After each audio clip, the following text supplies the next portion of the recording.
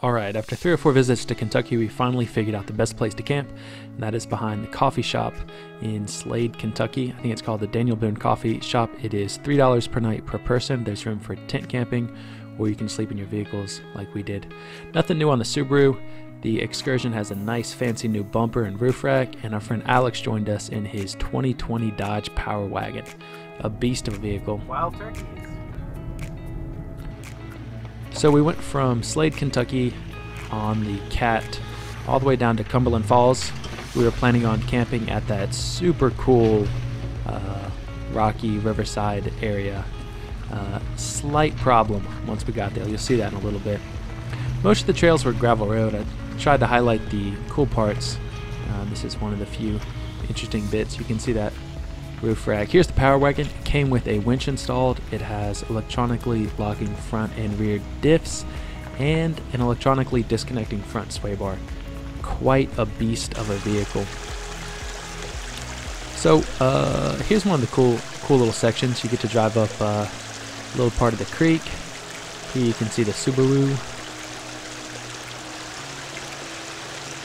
That light bar you see on the top has magnetic feet, and I can temporarily install it whenever I want to go on a trip or something like that. Pretty convenient, and I just run the wire up the side of my A-pillar where the windshield meets it.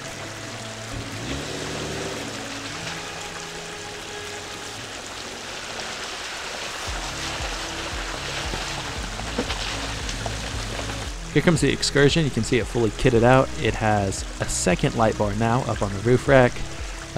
ARB winch, 17,500 pound winch in there with synthetic line, of course, because cable sucks. New fogs, you can see those at the bottom, looking pretty cool. This is the heavyweight of the group, coming in at 8,500 pounds, more than double the Subaru's 4,000 pounds. Making those bumps look easy on 37s.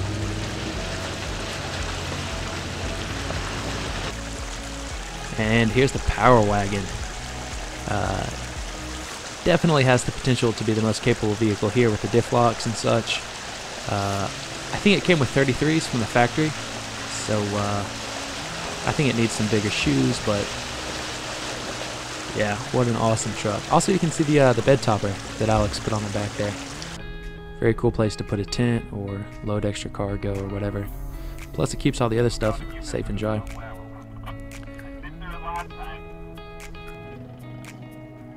So we saw a couple people in dual sports rolling through the Cat.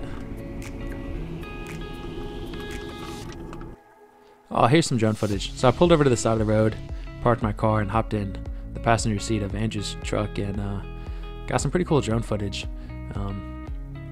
There's Alex's truck. Here's a good view of the roof rack if you pause it.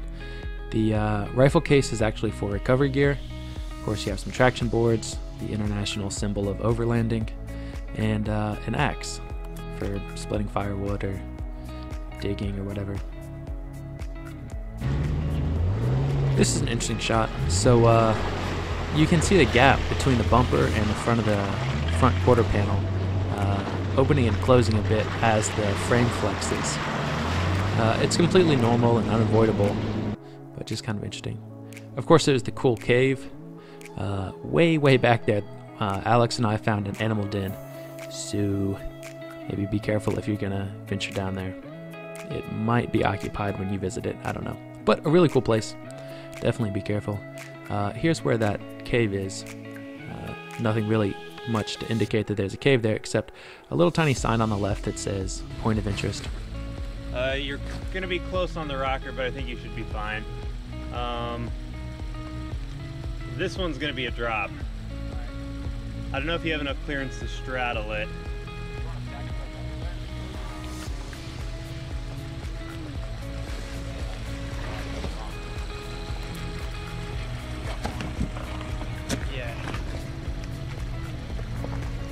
Ooh, that's a tire cutter right there. You clear it. Get on the truck. Come that way just a touch.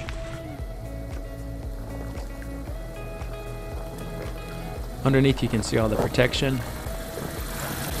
skid plates and such. Straighten out, yep. That's it.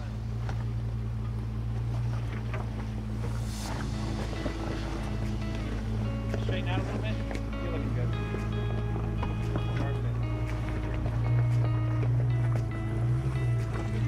So much ground clearance under there, it's crazy. He almost got my camera, I totally forgot about it. And I forgot to hit record when Alex drove through, so sorry about that. But this is a cool shot. Here you can see the suspension flexing a little bit. Andrew gets really good travel out of the front axle, but the rear axle, I don't know, doesn't like to travel quite as much. Here comes the Power Wagon. Solid axles. Slow, real slow, just crawl forward. You're looking good. Solid axles like the Excursion, but it has coil springs. So in theory, he definitely has the most travel. I think that he would have to, of course, electronically disconnect the front sway bar and manually disconnect the rear one to get everything out of it, but a very, very capable vehicle. A lot of the trails we did were just gravel roads. You should be able to do the rest. It's a big truck and he didn't want to scratch it up. Also, kind of expensive truck. Almost 3 Subaru Foresters worth. Here's a cool bridge. It's kind of like made out of wooden planks.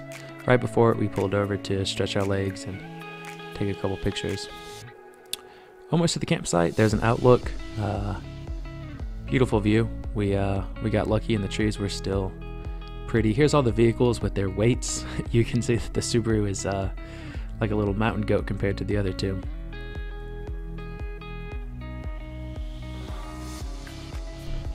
So we're almost to this awesome campsite. You drive down the road past a person's house. It kind of looks like their driveway, but it's a public road. Get to the bottom, take a right. Hey! You can see my dismay. Watch out! There's a creek there, and apparently it flooded at one point and made quite a big washout. There's a dead tree nearby. Alex chopped it up into sections, and we threw, I don't know, probably 8 or 9 of them in there, and you can't even see them yet. Yeah, so we set up here. Not a bad spot.